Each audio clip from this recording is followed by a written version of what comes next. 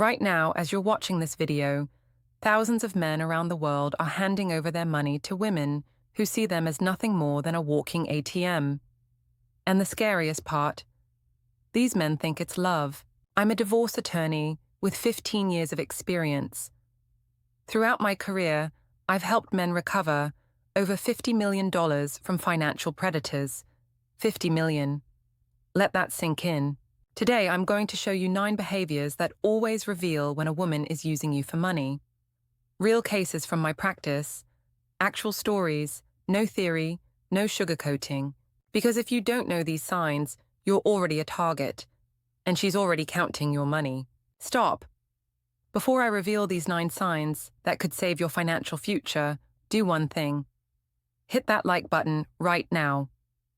Because YouTube only shows this information to those who are truly ready to protect themselves. Subscribe and turn on notifications because what I'm about to show you might get blocked. Too many people are losing money on this, and some very powerful interests don't want you to know these secrets. And write your city name in the comments. Let's see how many smart men are watching this video worldwide. I want to know that this information is reaching the right people. Behavior 1. Testing boundaries through small requests. Let me tell you about David. Successful IT company owner. Made about $400,000 a year. Smart guy. Or so he thought. It all started innocently enough. They're at Starbucks on their 3rd date. She reaches for her purse, fumbles around, looks embarrassed. "Oh my God, honey, can you pay for coffee? I forgot my card at home." $5. No big deal, right? A week later, they're at dinner. Same thing.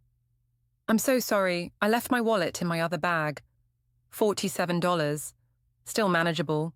A month later, she calls crying. "Baby, I'm so embarrassed to ask, but could you help me with rent? I'm having temporary difficulties at work. I promise I'll pay you back." $800. 6 months later, she was living in his downtown penthouse and spending $5,000 a month on what she called necessary purchases. Massage therapy, organic groceries, designer workout clothes, a personal trainer, monthly facials. This, gentlemen, is called the escalation technique. Financial predators never start big. They start with a $5 coffee and gradually work their way up to your entire paycheck. They're testing your boundaries, seeing how much you'll give before you say no. The psychology behind this is brilliant and terrifying. Each small yes makes the next request seem reasonable. Your brain creates a pattern. I've helped her before, this is just a little more. Before you know it, you're financially supporting someone who contributes absolutely nothing. David told me later, "I didn't even realize what was happening until I looked at my bank statements. I was spending more on her than I was saving for my own retirement." Watch for this pattern. Small requests that gradually increase in frequency and amount. A woman who truly loves you will be embarrassed to ask for money, not comfortable with it. If she's asking for financial help before you've been together 6 months, that's not love. That's a business transaction. Behavior 2. She studies your finances too early. Michael told me this story. On our 2nd date, she already knew which bank I used and how much I spent on my last vacation. Red flag? Absolutely. Normal women are interested in your personality, your dreams, your sense of humor. Financial predators are interested in your portfolio. They ask questions like, "What do you do for work?" Translation, "How much do you make?" "Nice watch, is it expensive?" Translation, "Can you afford expensive things?" "Do you own or rent?" Translation, "How much money do you have tied up?" These aren't casual conversation starters. They're financial interviews. She's evaluating your worth before deciding how much effort to invest in you. A genuine woman will be curious about who you are, not what you own. If she's more interested in your assets than your aspirations, run. Behavior 3. Emotional manipulation when you say no. This is where it gets ugly, gentlemen. When you refuse a financial request, a predator's true nature emerges. I've heard it all in my office. "If you loved me, you'd help me." "I can't believe you'd let me struggle when you have so much." "My ex always helped me when I needed it." "I guess I was wrong about what kind of man you are." James, one of my clients, described it perfectly. Every time I said no to giving her money, she'd start crying and tell me I didn't care about her. She'd say things like, "I thought we were a team," and "I would do anything for you." I felt like a monster for wanting to keep my own money. The tears would start flowing. The voice would get shaky. She'd tell stories about how hard her life was, how much she was struggling, how she'd never asked anyone for help before, but she trusted him. And then came the threats. Subtle at first. "Maybe we want different things in life." Then more direct. "I don't think this is working out." Then the nuclear option. "Fine, I'll just call Derek. He's been texting me anyway." This is emotional extortion. She's weaponizing your feelings to access your wallet. She's making you choose between your money and her love. But here's the truth. If she's making you choose, it was never love to begin with. James told me the breaking point. She needed $1,500 for a family emergency. When I said I couldn't afford it right then, she screamed at me that I obviously didn't love her. Then she stormed out and didn't answer my calls for 3 days. When she finally came back, she acted like nothing happened, but she never mentioned the family emergency again. That's when I realized it was all manipulation. A woman who truly loves you will respect your financial boundaries and never make you feel guilty for protecting your resources. Real love supports your financial health. Fake love exploits it. What I just told you is only the beginning. I have a case of a client who lost his house because he didn't know the next sign. Don't turn off this video. The most important part is coming, and if you miss it, you could end up in my office crying about how you lost everything. Behavior 4. Complete absence of reciprocity. Here's a simple test. When was the last time she paid for dinner? Bought you a meaningful gift?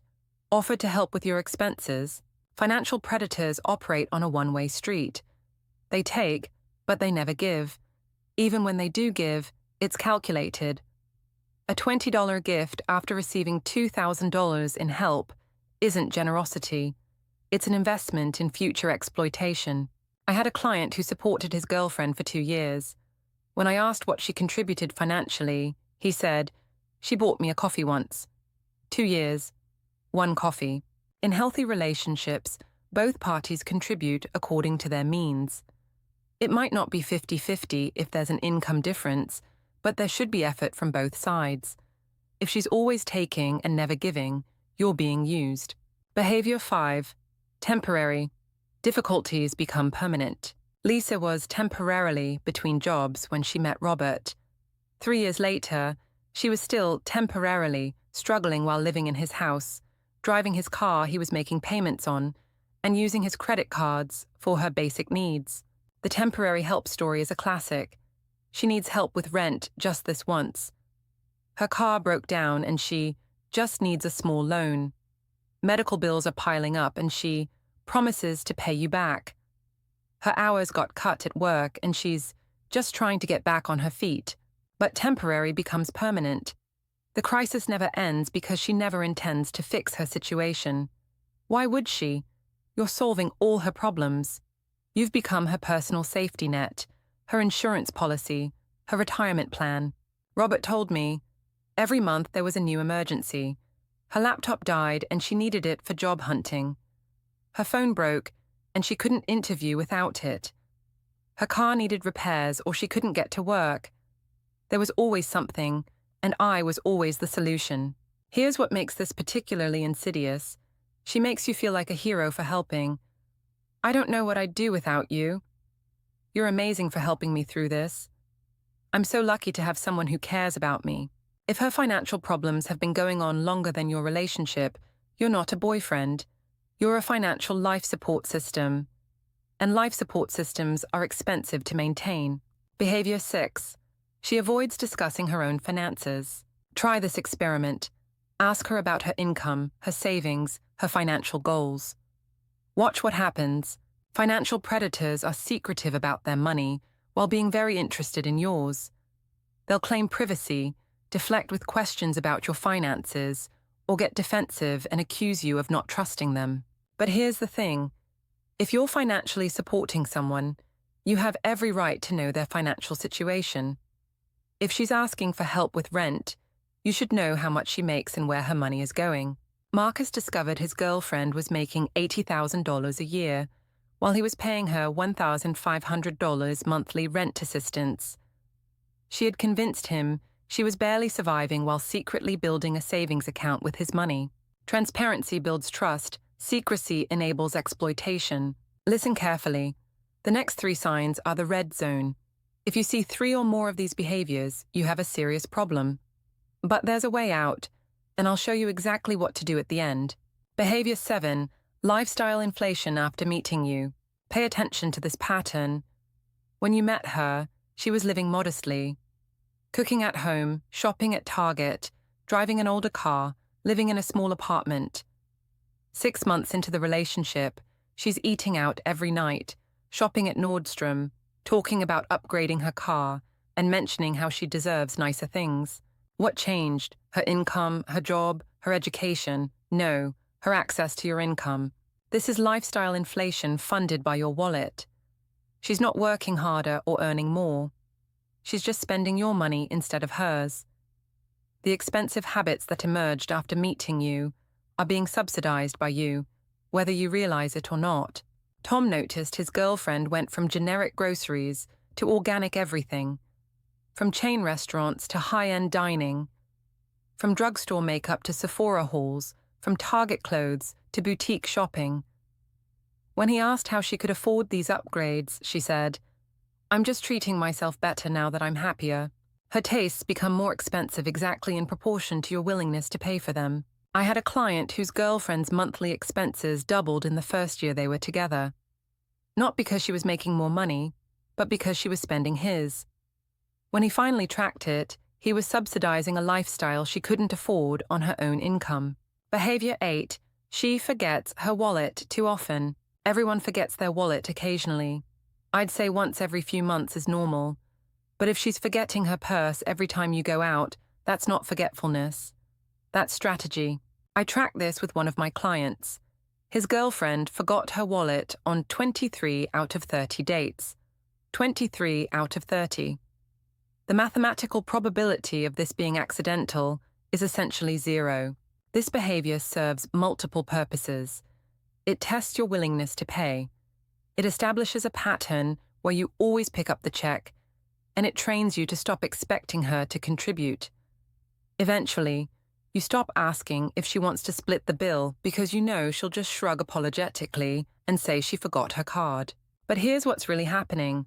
She's conditioning you, training you like a dog to always be the provider, and you're falling for it because it seems innocent. She's just forgetful. She's scattered. She has a lot on her mind. Behavior 9. All future plans require your money. Listen to how she talks about the future. Does she say, "Let's go to Paris," or "You should take me to Paris"? Does she suggest we could get a bigger place, or "I'd love to live somewhere nicer"? Does she say we should start saving for a wedding, or "I want a nice wedding"? Financial predators don't make plans. They make requests. Every future scenario involves your money funding her dreams. The vacation she wants you to pay for, the apartment she wants you to rent, the wedding she wants you to finance, the lifestyle she wants you to provide. But notice what's missing: her contribution, her savings, her financial participation in these shared dreams. I had a client whose girlfriend planned their entire future around his money. She wanted a destination wedding in Italy that he would pay for. She wanted to buy a house in a specific neighborhood that he would finance. She wanted to quit her job and start a business that he would fund while supporting her. When he asked what she would contribute to these dreams, she said, "I'll contribute love and support." Love and support don't pay mortgages. The woman who truly loves you will say, "Let's start saving for that trip together. I've been putting aside money for our future. I can contribute this much toward the wedding." She'll see your shared future as something you build together, not something you provide for her. What I'm about to tell you cost one of my clients $800,000. $800,000. He still can't believe he didn't notice this.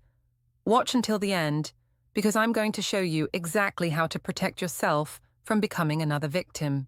Now that you know the signs, Here's how to protect yourself. The 50-50 rule. In the beginning, split everything equally. Every dinner, every movie, every activity. If she can't afford to split a dinner bill, she can't afford to date you. This isn't about being cheap. It's about establishing healthy financial boundaries from day one. If she has a problem with this, you have your answer. A woman who's genuinely interested in you will be happy to contribute equally. A woman who's interested in your wallet will find excuses. Financial transparency. If she's asking for financial help, you need full disclosure of her finances. Income, expenses, debts, savings, bank statements, credit reports, everything. If she refuses, she's hiding something. And what she's hiding is probably the fact that she doesn't need your help. She wants your money. Pattern recognition. One incident might be an emergency. A pattern is exploitation. Keep track of requests and see if there's a trend. I tell my clients to write down every financial request, the amount, the reason, and whether it was paid back. You'll be shocked at what you discover. Separate finances. Even in serious relationships, maintain separate accounts. Joint finances should come after marriage, not after 6 months of dating. And even then, keep some money separate. Your future self will thank you. Trust your gut. If something feels off financially, it probably is. Don't ignore red flags because you're afraid of seeming unromantic or cheap. Your instincts are warning you for a reason. Remember, you can be generous without being a victim. There's a difference between helping someone you love and being financially exploited by someone who's using you. If you've watched this far, you're already in the top 5% of men who are ready to protect themselves. Most would have closed this video because the truth is painful. The truth hurts. But you know what hurts more? Losing everything to someone who never loved you. But here's what I want you to remember. In 15 years of practice, representing hundreds of men, I have never seen a woman who truly loves a man while constantly asking him for money. Never. Not once. Not even close. Real love protects. It doesn't exploit. Real love builds you up. It doesn't drain your bank account. A woman who sees you as a partner will build with you, not live off you. She'll protect your resources because she sees them as your shared future, not her personal ATM. Hit that like button if this video saved you from a mistake worth thousands of dollars. Seriously, one like could be worth more than a new car.